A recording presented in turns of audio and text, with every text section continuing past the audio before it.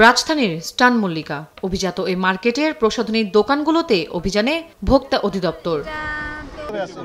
কোনো প্রসাধনীর মোড়কে লেখা মেড ইন ইউএসএ, কিন্তু এটি চীনের তৈরি, আবার নেই আমদানি তথ্য। অভিযানে দেখা যায় বিক্রি হচ্ছে মেয়াদোত্তীর্ণ পণ্য, নেই বৈধ কাগজও।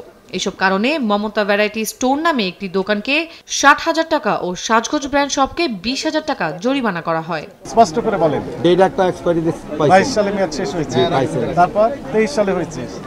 এটা একটা অপরাধ, মেয়াদোত্তীর্ণ মেয়াদের একটা অপরাধ দেখছেন। নিশ্চয় চায়না এরা তো একই প্রতিষ্ঠান, একবার আপনার ইউএসএ দেখলে এগুলো তো শুধু প্রসাধনী নয়, পোশাকের দোকানেও একই হাল। দেশীয়কে পাকিস্তানি বলে চালিয়ে দেয় লেডিস জোনকে 30,000 টাকা জরিমানা করা হয়। মানে তারা দাম রাখছে অরিজিনাল পণ্যের, কিন্তু তারা পণ্যটা দিচ্ছে হচ্ছে ডুপ্লিকেট। তাই এতে কি হচ্ছে যে ক্রেতাদের থেকে টাকাটা বেশি দিচ্ছে, কারণ তারা পণ্যটা দিচ্ছে আবার ডুপ্লিকেট।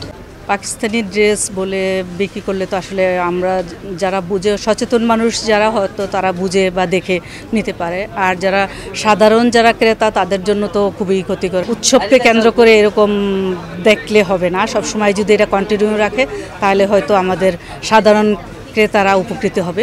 এছাড়া আমদানি তথ্য দিতে না পারায় সারাস কালেকশনকে 50,000 টাকা জরিমানা করে ভোক্তা অধিদপ্তর। আমি এই প্রোডাক্টটা আমি সেল করছি 9,500 বা 700, এটা আমার কিনা 8,500 প্লাস মানে 100 প্লাস মানে হইতে পারে। আমি ইনস্ট্যান্ট আমি ইয়াটা দেখাইতে পারতেছি না, এই জন্য আমি রিয়েলি সরি, আমি এটার জন্য আমি অপরাধ।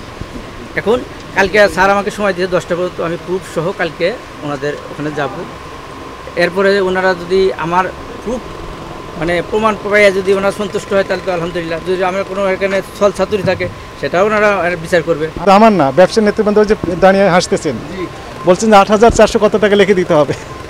আমাদের উপস্থিতিতে বলে দিলেন ওয়ার্ক অর্ডার যেমন দেওয়া হয়, উনি ওই ক্যাশ মেমোতে কত টাকা লিখে দিতে হবে সেটা বলে দিচ্ছেন। Unethical business he is doing. আমি লিখে দেওয়ার কথা ভেরি স্যার, আমি রিসেন্ড করতে বলছি, মিলটা রিসেন্ড। কি রেটে কিনেছেন তার সাপেক্ষ তো কাগজ নেই এবং বিক্রি করছেন অনেক রেটে, হাই রেটে। Unethical business. বিক্রির ক্যাশ মেমো দেওয়া হচ্ছে না, বিক্রির ক্যাশ মেমো দেওয়া হচ্ছে না। আমাদের কাছে কিছু এভিডেন্স আছে, সেগুলো আমরা দেখলাম যে 200% পর্যন্ত তারও বেশি লাভ করছে। এগুলো টোটালি অনৈতিক চর্চা। সব কিছু মিলে আমরা এই স্যাটিসফাইড না এই ব্যবসায়ীদের প্রতি। এখানকার আমরা দায়িত্ব সম্পূর্ণটাই দিতে চাই ব্যবসায়ী অ্যাসোসিয়েশন যে নেতৃবৃন্দ আছেন তাদের উপর। এদিকে স্টান মল্লিকা মার্কেটের ব্যবসায়ী মালিক সমিতির নেতারা দুষছেন চকবাজার সহ বিভিন্ন পাইকারি ব্যবসায়ীদের। ওনারা যদি দোকান না ধরে ফ্যাক্টরি ধরে, এটা সবার জন্য বেটার। ওনারা চকবাজার এত বড় বড় ব্যবসায়ী, ওনাদের চোখের বাইরে না, কিন্তু চকবাজার এখান থেকে বেশি দূরেও না। প্রতারণা ঠেকাতে রমজান জুড়েই নিয়মিত অভিযান চালানোর কথা জানায় সংশ্লিষ্টরা। তন্দ্রা তারণ্য, দেশ টিভি, ঢাকা।